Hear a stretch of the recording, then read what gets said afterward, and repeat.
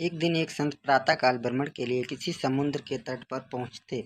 संत का ध्यान वहां पर एक आदमी पर गया। वह आदमी एक स्त्री की गोद में सर रखकर सो रहा था।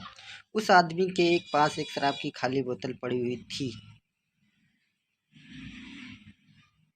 ये सब देखकर संत ने सोचा कि यह आदमी कितना ब्लासी और बेकार है, जो कि सुबह सुबह शराब का सेवन करके एक स्त्री की गोद में सर रखकर लेटा हुआ है। कुछ देर के बाद उस समुद्र में से किसी मनुष्य के चिल्लाने की आवाज़ आने लगी। वह मनुष्य समुद्र में डूब रहा था, इसीलिए वो बचाओ बचाओ की आवाज़ लगा रहा था। उस संत ने यह सब देखा, फिर भी वो कुछ नहीं कर पाया क्योंकि उसे तैरना नहीं आता था।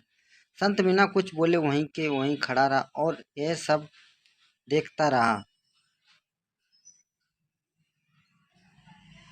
जो आदमी एक स्त्री की गोद में अपना सर रखकर सो रहा था, वह खड़ा हुआ और उस डूबने वाले आदमी को बचाने के लिए पानी में कूद पड़ा। थोड़ी ही देर में तो उस आदमी ने उस डूबने वाले व्यक्ति को बचा लिया और वह उस समुद्र के किनारे पे लेकर आ गया।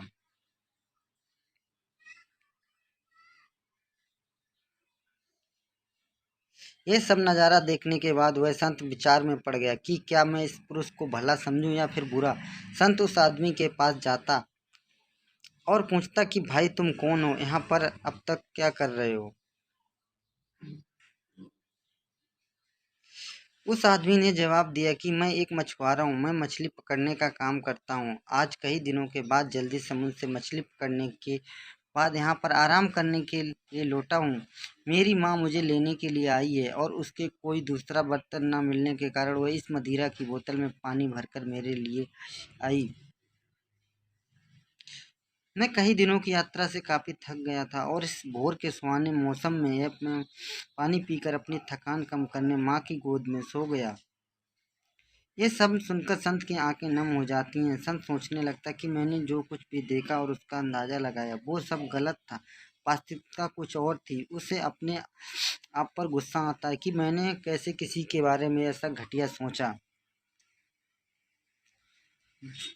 जो जैसा दिखता है वैसा होता नहीं है, उसका एक दूसरा पहलू भी हो सकता है, पर कभी कभी हमें फालतू में के भ्रम में आके गलत सोच लेते हैं। इसीलिए हमें किसी भी निर्णय को लेने से पहले उसके बारे में सोच